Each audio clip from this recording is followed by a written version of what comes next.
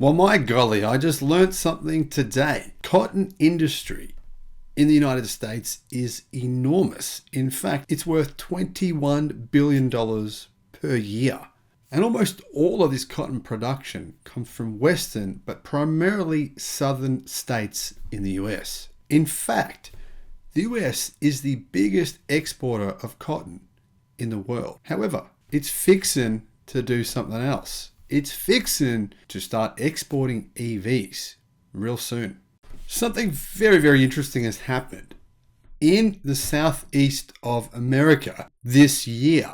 When it comes to electric cars, things are changing there big time. And I'm fascinated by what's going on. Hello, my friends. Welcome to the channel. I'm the Electric Viking. Great to see you. Welcome to all the new subscribers. Welcome back, everyone else. My name's Sam Evans. I'm coming to you from Melbourne, Australia. Awesome to see you. What a day it is on planet Earth. Electric vehicles are taking over. And I love it. And one of the fun things about doing this, right?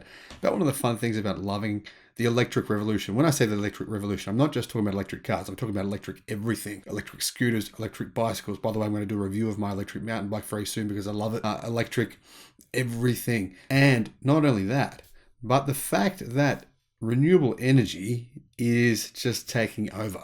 I mean, in the last 12 months, the changes worldwide in renewable energy, the increase in deployment of wind turbines, of solar, of batteries, it's going through the roof. And you know what happens when you tell people about this stuff or when they hear about it? There's so many people that squirm and they want to fight and they get angry. It's actually kind of fun to watch because why? What's the point? Why would you hate progress? Some people, though, they just can't stand change. However, in Southeastern America, well, things are changing. Now, I know you guys don't call it that, but I do. You know what? That's what Aussies do. They have funny ways of pronouncing things. I'm going to stick with that terminology. But things are changing. If you see more vehicles across the southern United States, particularly electric vehicles, well, it's not just you. It's actually real. According to the annual Transportation Electrification in the Southeast report, EV market share in that area actually doubled in only 12 months, with Tesla and Hyundai actually leading the way. Now, when I say Hyundai, they're selling some cars there, but it's really nothing in comparison to the number of EVs that Tesla are selling in that area. But even more importantly than all of this is the growth in jobs in this area. Now, Electric says that the Southeast, Florida, Alabama, Georgia, North Carolina, South Carolina and Tennessee. I mean, this is kind of like heartland Southern America where people are considered to be backwards and, marry their sisters and their cousins and all this kind of nonsense. The funny thing is that people there are not as backwards as what you actually think. And as a result, these areas actually have some pretty smart leadership, which has meant they're becoming a significant auto manufacturing hub for America. Probably going to be a massive, massive source of employment for Americans over the next 10, 20 years. I mean, one of the examples here is Ford's enormous complex in Tennessee. That's going to bring in billions of dollars. And I mean, when I say thousands of jobs, I think at least 100,000 jobs. Remember, for every one direct job in the automotive industry, 10 more people are employed indirectly. People very easily forget that. That is huge. So what's happened is Mercedes-Benz, Ford, and BMW call the Southeast home for some of their operations. And automakers are transitioning from the Motor City to the Sun Belt because of the region's benefits. It's closer to the coast, making it easier to export cars, and it offers vast space and tends to be less costly. EV startups and legacy automakers are both investing heavily in the region. In fact, the Southeast has garnered $33 billion in planned investments. That's a lot of money, $33 billion US dollars, and expects eventually to house 1/3 of the nation's electric vehicle manufacturing jobs. 1/3 in these states alone. That is a lot of jobs. Here are the top 5 manufacturing investments coming to the region, ranked by the number of jobs created. And this comes from Electric. Number 1, Hyundai signed an agreement in May 2022 to invest $6.54 billion in a new EV and battery manufacturing plant in Georgia. This will create 8,100 direct jobs. Number 2, Rivian announced in December 2021 it would build a $5 billion EV plant outside Atlanta, Georgia. Number 3, VinFast, the Vietnamese company who make electric cars. By the way, some of you had asked me if you should invest in VinFast. My straight up answer to that is a very quick, factual no. Absolutely not. I wouldn't go near it. I wouldn't even consider that. Hey, you never know. I could be wrong on this. How do I put this? My suspect meter is kind of high. Their business strategy is very strange. I've reported on that in the past. I'll put a link in the description below. Who cares anyway? They're investing big time in EVs in the United States. But I've got a point. There is a caveat here, a big caveat. They planned on doing this in Australia as well. In fact, they went and bought an enormous section of land to test their electric cars on. They hired a bunch of people here in Australia who are all being fired now, and they said they're going to manufacture EVs in Australia. They went to a lot of work, got people really excited about it, and then just mysteriously disappeared. So hopefully that doesn't happen to you guys in the United States. Anyhow, VinFast. $2 billion EV manufacturing plant in North Carolina. Number 4, Ford and SK Innovation. SK Innovation is the South Korean battery manufacturer who Ford have done a joint venture partnership with to make batteries in the US. They're investing around $5.6 billion in the Blue Oval megacity, where the next generation of electric F-Series trucks and batteries will be built. Now, I just made a video about that, talking in detail what's going on there, pros and cons. There's some really good stuff. There's some stuff that I'm a bit unsure of, but in general, it's a really good project. I'll put a link in the description below to the video I made about that. Massive. I think it's going to end up being about $7.5 billion US dollars invested there in that massive Tennessee plant. Number 5, SK Innovation spent $2.6 billion in 2020 to build its second US factory, creating 2,600 direct jobs with battery manufacturing. So these investments are going to bring huge amounts of money and jobs and really support to these areas. These areas need this. Good to see it.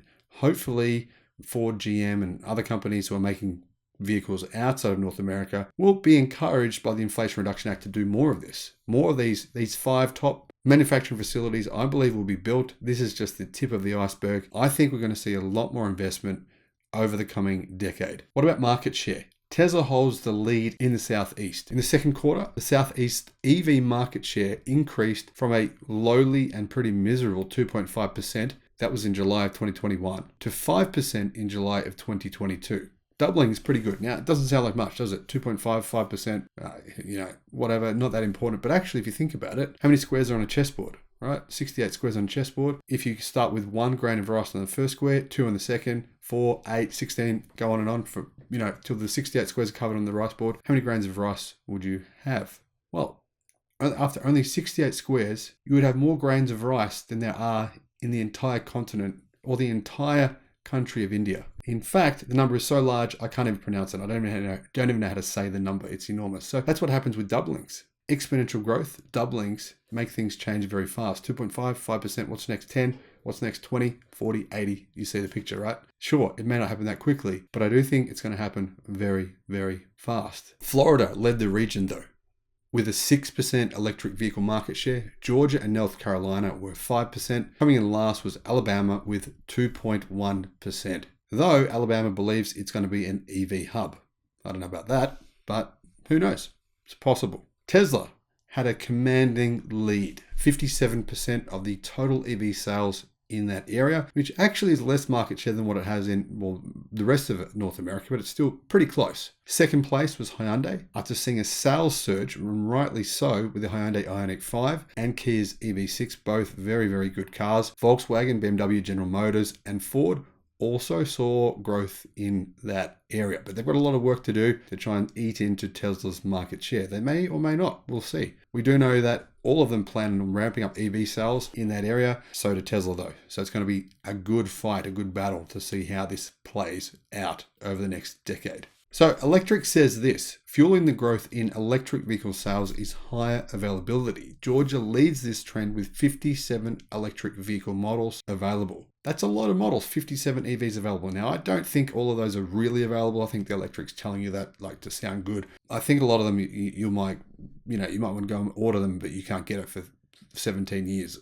No, not really, but 2 or 3 years, for example. But there is a lot of models there. So maybe not all 57, but let's say 40, and that's still a pretty good number. And that number will significantly increase over the next few years. One of the things that's going to, I think, affect the uptake and the purchase of electric vehicles in these states is, well, billions of dollars of investments in these states is a kind of a good way, in my view, to convince people living there that EVs aren't just some kind of fantasy made up by, the rich or people who are woke, but actually they're logical. They make sense. More and more people working in these factories will realize how good the vehicles are, tell their friends, buy one themselves, spread the word. What happens with one good news story?